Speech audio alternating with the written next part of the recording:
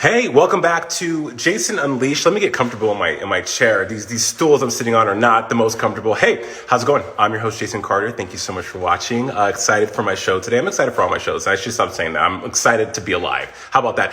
Chuey Martinez is on the freaking show today. Comedian, radio show host, producer, hosts himself on television, creative, funny guy, just awesome dude is on the show. So let's bring him in.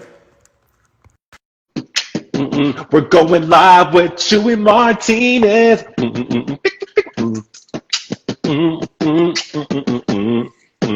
Oh wow, Chuey. you say comedian? Why? I don't think I'm funny. What world are you living in? You're absolutely funny. Thanks, man. Yeah. Do you like that? How I dropped the beat for you? I gave you that Pharrell 4-beat drop on. Yo, man. It was beautiful, bro. It was beautiful. I'm not gonna complain, dog. It was awesome. Muy fuego. Chuey Martinez, man. Good to see you, bro. How you doing? I'm good, man. You know, all things considering, I'm doing all right. You know, the world seems to be ending around us, and Daily. but you know what? It's like it's like, what can we do? You know, but just stay positive. You know, keep doing our thing, taking care of our families, taking care of each other, taking care of other people that need us. And just trying to make sense of all this craziness, man. I would agree. Let's get into it because you recently had some conversations with other people of the Latinx experience about Black Lives Matter and racial inequality. Let's talk about that because I think it's wonderful. One, that look, Black people, Latinos, Chicanos, Mexicans, we all face microaggressions, discrimination, racism. There's so many commonalities, so many similarities. So those conversations amongst your peers of the Latin community, what have those been? You know what? I always tell my Latino people, even some folks in my family, that the Black experience, the Black struggle is also our struggle. Mm-hmm. It's also the Latino struggle, you know, because when they're not messing with y'all, they're messing with us. Word, yes. And when they're not messing with us, they're messing with y'all. Right. So we just need to understand that we are in, it's the same battle. We're all family, man. We are cousins, man. We just need to understand that. And we need to also understand that there are forces out there that love to see us separate. You know, it's like it's like the old fashioned divide and conquer. You know, the more we divide these people, they will not know their worth if they are unified. Right. So we have power in numbers. There's 60 million Latinos in the United States. There are there's like 50 million Black folks in this country. You know what I'm saying? Like, do the math. Like, we have power in numbers, and I think we need to, as a people, we need to know and understand our worth because it is a lot. It is a lot. It's, invaluable, immensely invaluable. Yeah. That's on the money, man. You've never been shy away. You've never shied away from not only showing your support, but also, expressing your opinion when it comes to things that matter. Last time we talked, I think I talked to you in March before shit really got real, right? Right. Now we're in July, and it seems like life as we know it is no longer as we know it. I mean, we've gone from being in quarantine to violence and racial injustice and death of marginalized groups of people outside our front door. Throughout all of this, what has been the most surprising for you? Like, what has been the one thing that you haven't been able to wrap your head around? I have many. It's kind of crazy, man. It's like we have. The current administration has helped facilitate and bring back a plague from the early 1900s, a Great Depression from the 30s, and racial division from the 60s. Yeah. So it's like we have, and that's all of that in 1 year. All of that is happening in 2020. 6 months, bro. 6 months. 6 months, like we are living in history, man. We are living in history. Like when in the history books, there has to be a chapter that just says 2020. Right. Word. And everything that has happened in 2020. Yeah. Like it's insane. to be honest with you, brother, I can't even wrap my head around it, man. I just hope that we make it out, man. I hope the people, that don't have the means, to have a roof over their head, put food on the table, who are living paycheck to paycheck, and there's not even a check right now. Mm-hmm. You know what I'm saying? I'm praying for everybody to make it out of this somewhat normal, man, because and I think with especially with people like myself, if you have the means to give back, you have the means to help people, man, just do it. Just do it. I can't even tell you, brother. I can't even tell how many GoFundMe's, man. It's crazy, bro. Mm-hmm. I'm just trying to do my part, man. Whether it's be at a protest, whether it's cutting a check, whether it's being a voice, whether it's just being someone there to listen. I'm just trying to be there. I'm trying to be present, and I'm just trying to be there for any community that's ever been marginalized in this system of things, and especially now. It's just we have to be there for each other, man. It really is that important. It is that important, bro. Real quick, I want to touch on that again. Tay Rivera says, "What's up, Miss Jonetta?" A lot of people are commenting below. They're celebrating you. Hey, everyone. Tay. Miss Jonetta, my friend from New Mexico. Chuey, I think that's a great point, because a conversation about activism and how do we get involved has been that of a lot of people are posting on social media, black boxes, whole pamphlets on how to be a better ally. But I do think activism, social media has become the standard for where we showcase what we're doing in any capacity. But I do think that behind closed doors and off of the gram, off of social media, kind of off the grid, as you said, donating, GoFundMe's, protesting, walking, volunteering, those are all forms of activism that all yield amazing results when you get involved. So thank you for hitting on that, because the conversation people have is, what can I do? And why? And I'm being held accountable for not speaking up on a platform like Instagram or Twitter, but that's okay, because there's so many different venues and avenues to be active. So I'm glad you hit on that, man. Yeah, you're busy, bro. Go ahead. You gotta be active, bro. You gotta be active. You gotta be active, because you know what? The people who designed the systems that are in place in this country, they didn't look like you, and they for sure didn't look like me. Say it. You know what I'm saying? So it's we have to really look out for each other right now. Now it's more important than ever, my friend. I agree. I agree. But go ahead. Sorry. No, all good, man. Again, bleeding on how a dope you are. You're not only are you a comedian, and damn it, I'm gonna keep calling you a comedian until you accept it. Okay? Screw. I think you're funny as hell. Thanks, man. Claim it. Claim it. I have my moments. Thank you. I appreciate you, bro. Yeah. I mean, honestly, the only people I really think I'm funny to is my grandma and my mom and my aunts and my cousins. That's it. Those are the only ones.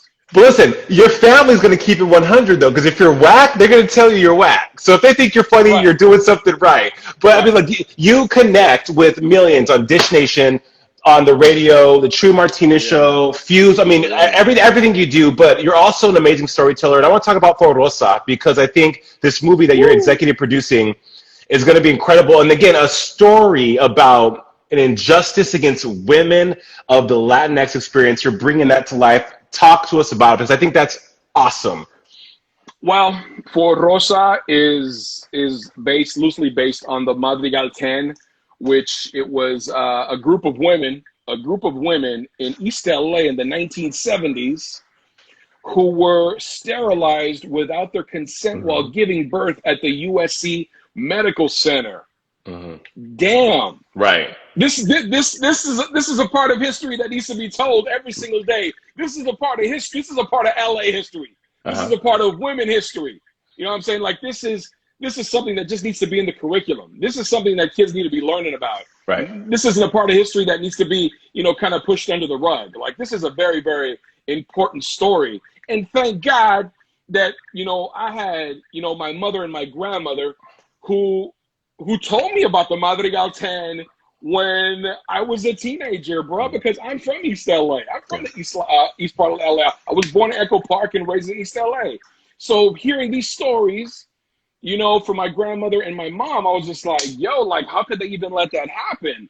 And then I was presented with this project, you know, by my fellow producers, Ashley and Catherine, the director and writers of this amazing project. I was presented with the opportunity to be a part of this, brother, and they sent me the script, and I was like, yo, how much do you need?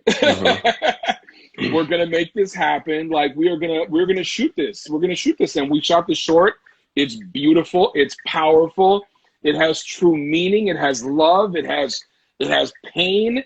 These are the kind of stories that I want to tell, brother. The real stories that have affected not only women, but women in my community and women that could be in my family. And I think it's just really important to tell these stories, brother. I think it really is, man. And I just made a promise to my family. I made a promise to my mother that, you know, I would amplify our voices when I was given the opportunity. So that's what I pride myself on, and that's what has kind of been my mission statement for Chumongous Productions, is to give voice to the voiceless and amplify our voices and amplify, you know, what it is to be brown or black in this country. You know, that's what I'm about right now, brother. Like, that's if this craziness in 2020 has taught me anything, it's been that I really have to take it to the next level, and I really have to do what I am passionate about. And telling stories and telling my stories and telling the stories of people of color is my passion. I love that. When I read about, because I did my research on the Madrigal 10, and when I saw that you were doing this short, I was like, oh, this is going to be fire. When people go to see this, Chuey, what do you want them to extract? What the feeling you want them to have, and what do you want them to walk away from that picture, feeling and knowing? I want them to feel. I want them to feel empowered to want to tell these stories, and I want them to feel empowered and be proud of who they are. Yeah. Especially women of color. You know what I'm saying? I want them to be empowered by the story. It's a heavy ass story, right? But I think in all that chaos and all that pain, some real strength can be shown with all of that. So I think that's what I want it. That's what I want it to be, man. I want little girls to see this. I want future mothers to see this, current mothers, and be like, you know what? This is never going to happen to me. Right. I am never going to allow someone to pull a fast one on me, or to tell me what I can and cannot do with my body. Right. Like, that's not going to happen. Yes. Men are we're the last ones that should tell any woman what to do and what not to do with their bodies. That's not our fight, bro. Like, when it comes to women's rights and what women can do with their bodies and the decisions they can do with that, we need to just gracefully bow the fuck out. Exit stage left, right. We need to have a seat and shut the fuck up. Yeah. Like, that's not our game. That's not our playground, bro. Right. Like that's when it comes to women's rights and the liberation of women and having their voices and amplify their voices, that's what I'm about, brother. And if I can assist in that, let's go. Let's go. Start that car. Let's drive it, man. I love that. It's amazing. Yeah, I've had so many conversations with people of color in the last weeks, since George Floyd, and just in the last 2 months. And, you know, right now in Hollywood, a conversation is how do we bring to light injustices against people of color? And I've talked to a lot of women, but for yourself, being Latino, tell me about a time where you've had to overcome, and for the people watching, that you've had to overcome, you know, adversity being Latino in Hollywood. Because we being black, I understand the way I move through the world, but for yourself though, and educate me. You know what, bro? I'm the way I am, brother. It's like, you know this, Jason. When it comes to me, brother, it's like what you see is what you get with Chuey Martinez. I haven't compromised who I am as a person. I haven't compromised my beliefs for anybody. There is no lying in me. So that might get me in trouble sometimes, and it might take me a little longer to get to where I want to get. But you know what? I'm not going to change for nobody. I'm proud to be Mexican. I'm proud to be Dominican. I'm proud to be Afro-Latin. I'm proud to be the product of field workers, immigrants, in a single parent household. Like, I am proud of that. And if an executive or somebody told me that I needed to change any way I looked, talked, felt, it wouldn't be for me, bro. Like I've had to just I've created my own lane, brother. Yeah. Like I don't answer. The only person I answer to, man, is the universe and God, Allah, Buddha, whoever you pray to, man. And I answer to myself and my mother and my family, and I carry my family's name on my chest, brother. Like I've had to navigate differently, but thank God I could be myself. And that's the only way I know how to be, man. That's the only way I know how to be. You know, have I been discriminated against? Absolutely. You know, in my 20-year radio career, absolutely. Sometimes I still face discrimination in my radio career, you know, but you know what? I can't let that bog me down. I can't let that slow me down. I'm a force, bro. Yeah, I'm a force. But dude, you know, nobody's gonna stop me, brother. Nobody, no situation, no executive can tell me, you know what, Chewy, we don't think, no, bro, fuck you, I'm gonna do it. Bye. Bro, That's just the way I am, brother. That's just what it is. I mean, look. So just by watching, you have the Chuey Martinez show on El Rey. Yeah. Dish Nation Daily. Then you crack the mic. You crack the mic on like the biggest radio station in the country. Just Chuey Martinez being the force that he is.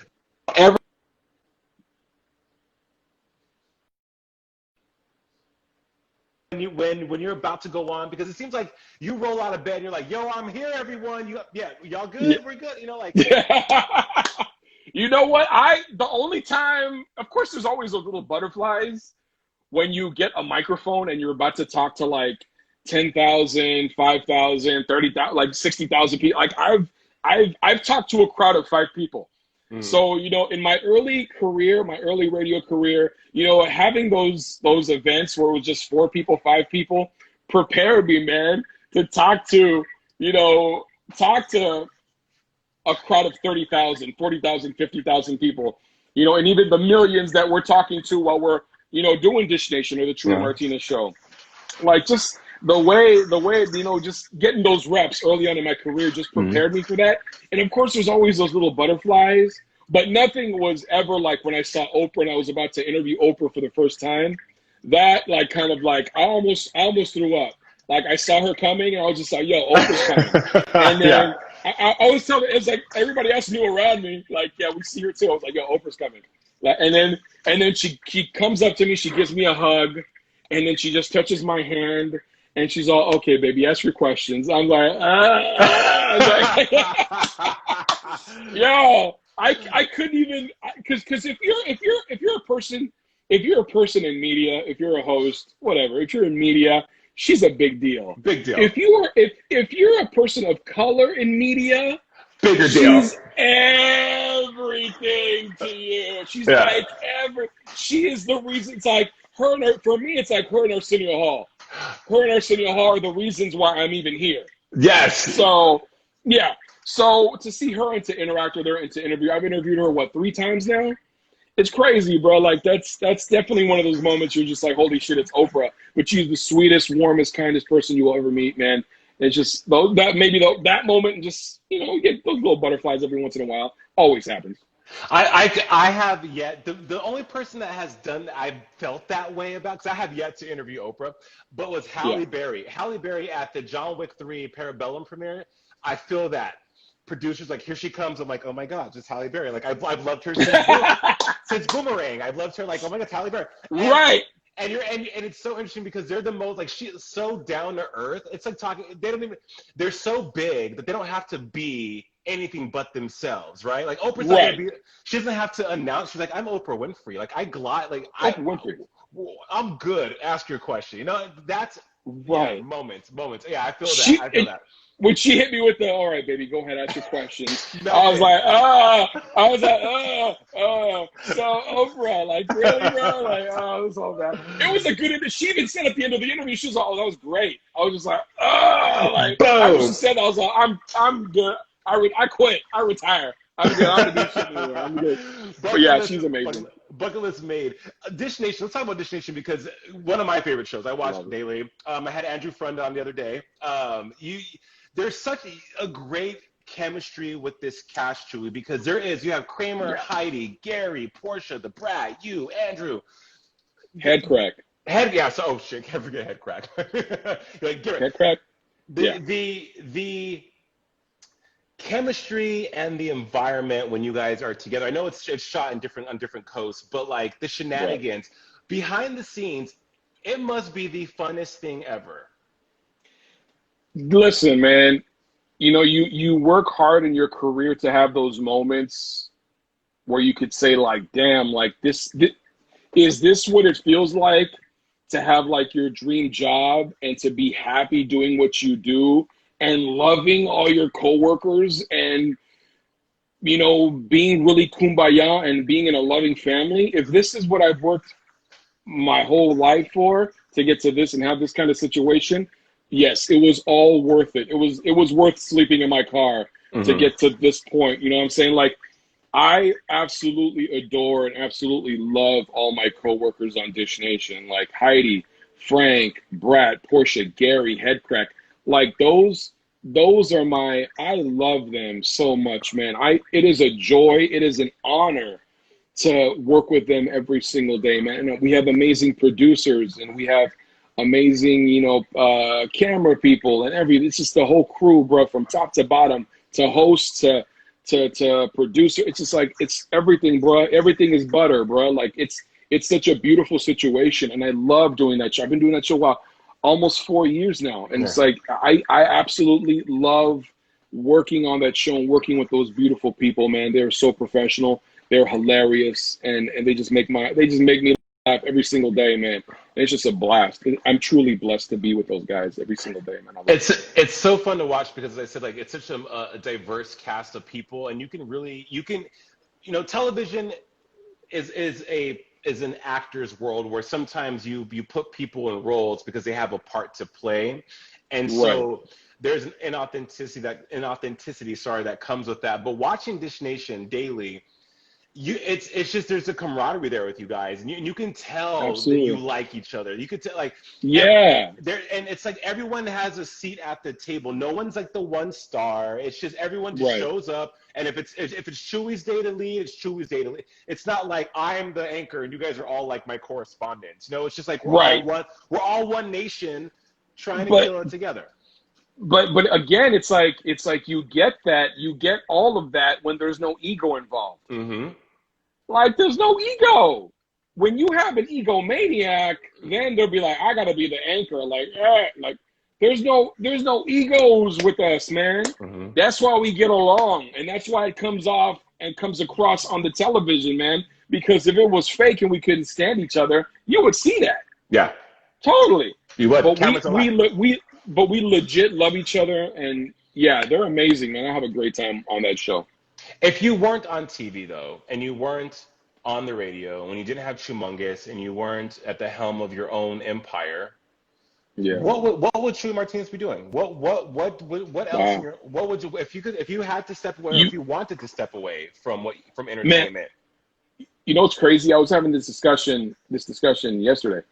I don't know, man. I for sure would have been a public servant somehow, man. I probably would have been a teacher, a social worker, or, you know, been an attorney, civil rights attorney, fighting for our people, man.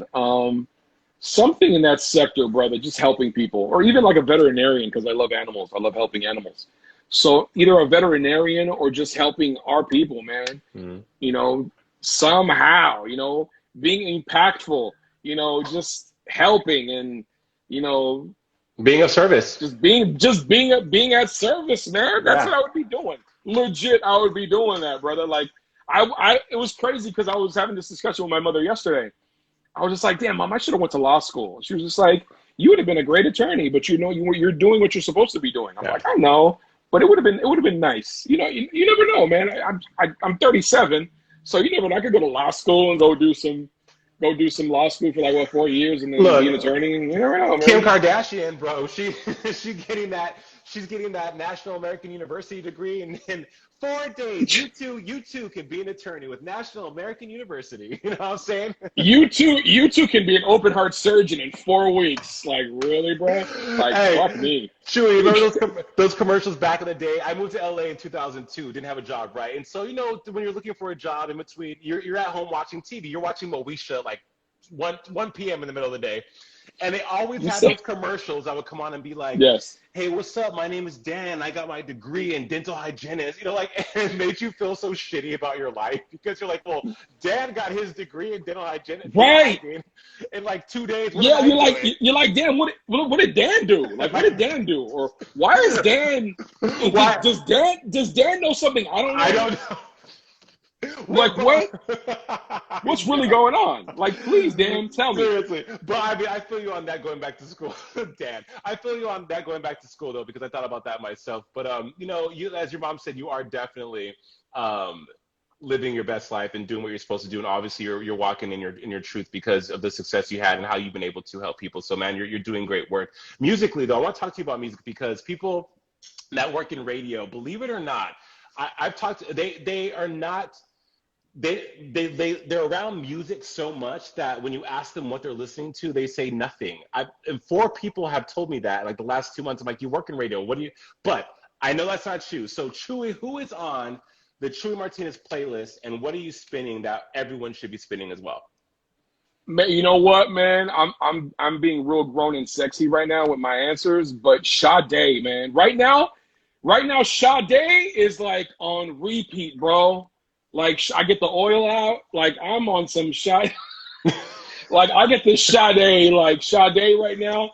Snow Allegra. Snow Allegra, yep. Bruh, like right now, that's where I'm at right now. And I'm like I'm really listening to a lot of 90s R&B right now. I'm a 90s R&B guy. Preach. So like, yeah, a lot of Jodeci right now. Listening to like Silk and like Troop.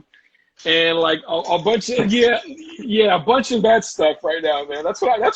Shy, listening to some Shy. Chewy. The very first time. Yeah, bro. All day. You had first. Okay, look. Kudos for you, giving me that "Say What" karaoke of Shy. Also, Troop.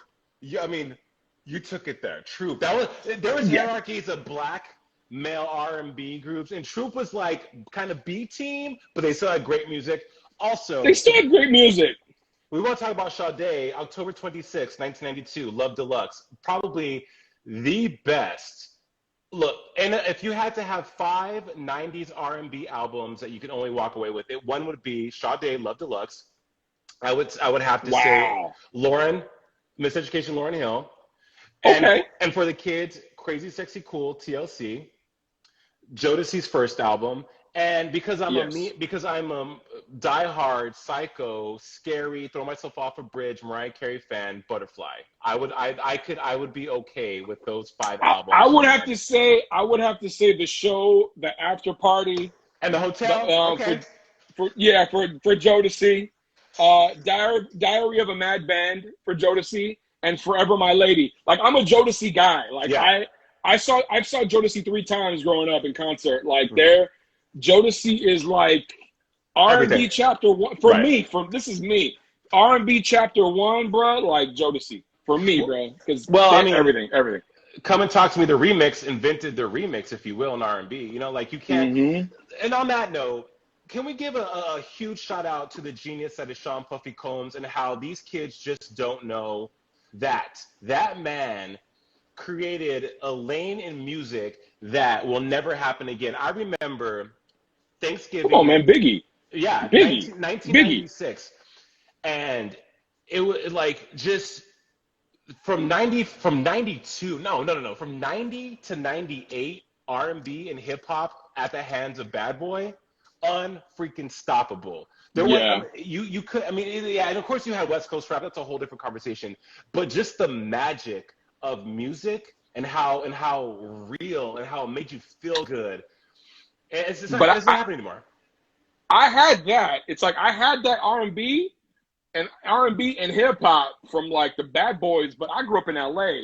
So it was Dr. Dre, The Chronic. It was Ice Cube. Yeah. It was NWA. Like, I had the R&B, but it was also the DJ Quicks, and like I had like that hard good stuff, man. Like Dr. Dre's The Chronic like changed my life, man. Like same. Nothing but a G thing. Like, come on, man. Snoop Dogg and that whole the East Siders, all that. It's it's endless. It's endless. I had the R&B, but also loved the hard hip hop stuff. Well, I did too. My brother. Okay, so I'm from Albuquerque, New Mexico. Full disclosure, my brother was a Crip. I know, weird. Like my cousin was a Crip. Right. Hey!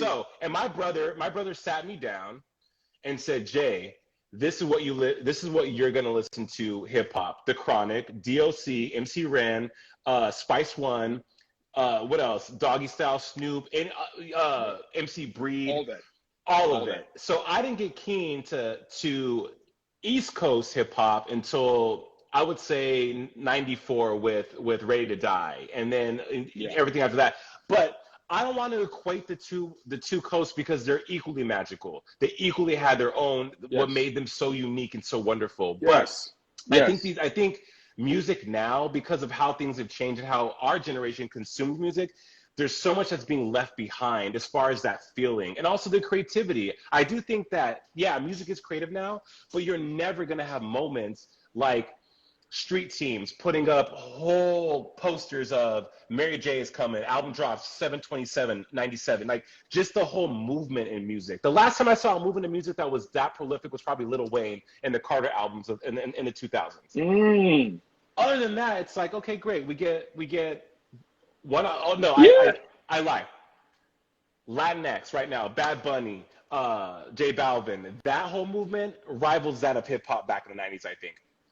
Yeah, I think so too. I think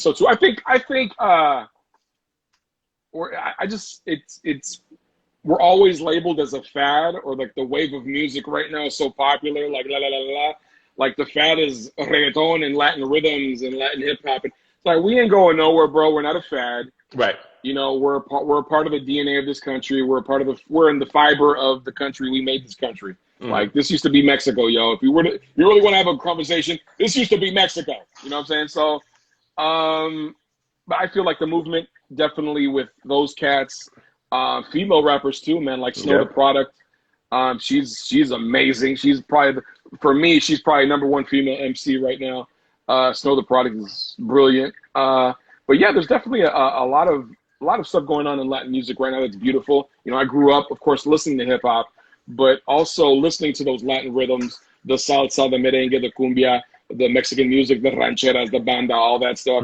So man, it was just, I had it all growing up, man. I had the hip hop, but we also kept it 100 with the all the Spanish music at home. So yeah, there's a lot of that going on, and the movement is healthy, and it's strong, and it's loud, it's fun, it's vibrant, it's so Latin, it's so unapologetically Latino, which I love. So that's just the way we are. We're not going to apologize for who we are. You know, and the things that are happening right now in Latin music are beautiful. Yeah.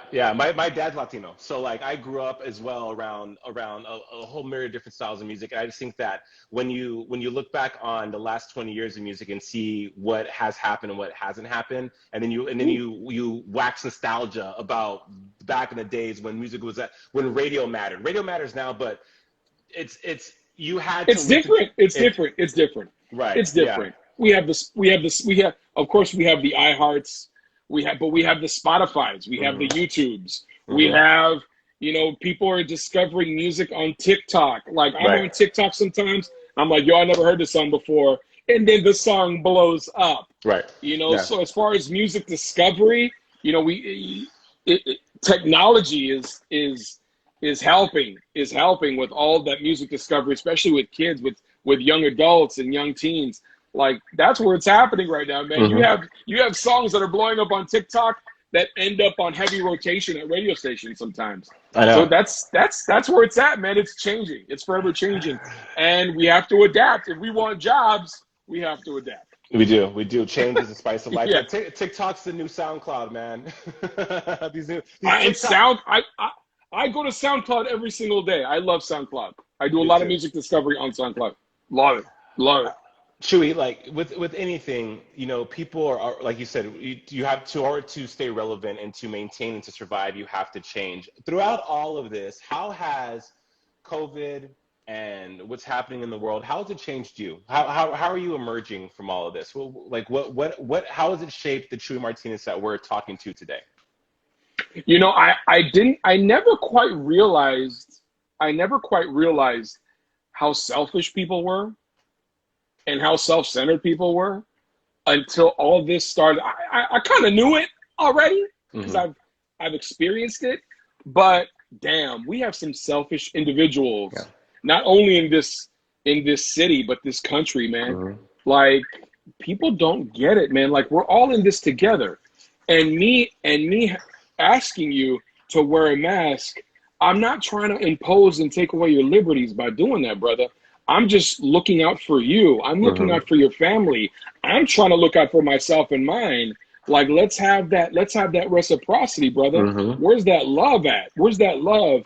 And we need a lot more love in this country, man. People are hurting.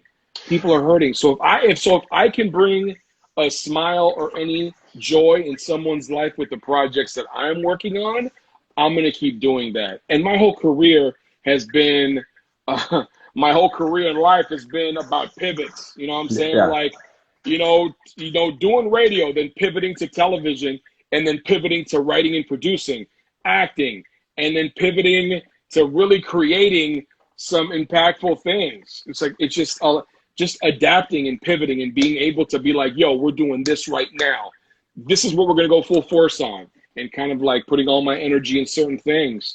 Yeah. And that's what I've learned, man, putting the energy in things that are truly meaningful and things that truly bring you and that bring you joy, man. That's the most important, brother, because now it's like life is fucking short, brother. Short. We don't know what the rest of the year is gonna bring us, bruh. So let's do something that brings us joy and fulfillment, and that brings that for other people as well. Yep. Man, we got to bring some joy, man. Joy is everlasting, but happiness is fleeting. So I love that you use the word joy, because joy is something that you can continuously feel. And you mentioned pivots.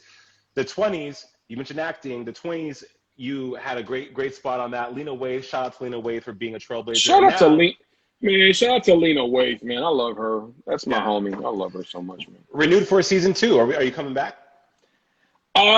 That's a question for Lena. If she wants me to come back as the security guard, I will gladly put on my security hat and jacket and be a creep again. But yeah, I absolutely had a great time with JoJo on the show, and Lena. That entire crew was awesome. That experience being on set for that show was beautiful.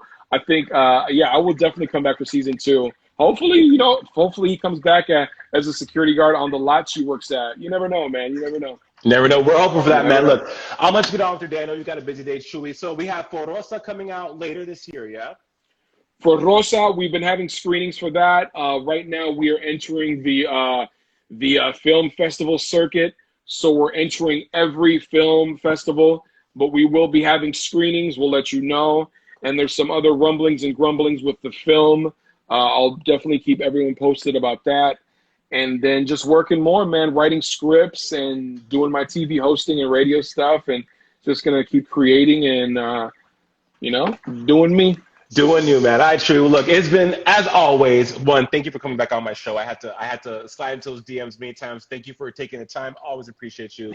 And all the best, man. Of course, keep man. Keep up the good work. Huge fan here, and we're cheering you on, brother. We're cheering you on. Thank you, brother. I'm a huge fan of yours, man. Keep doing your thing, brother. Thanks, man. Talk soon. See you, man.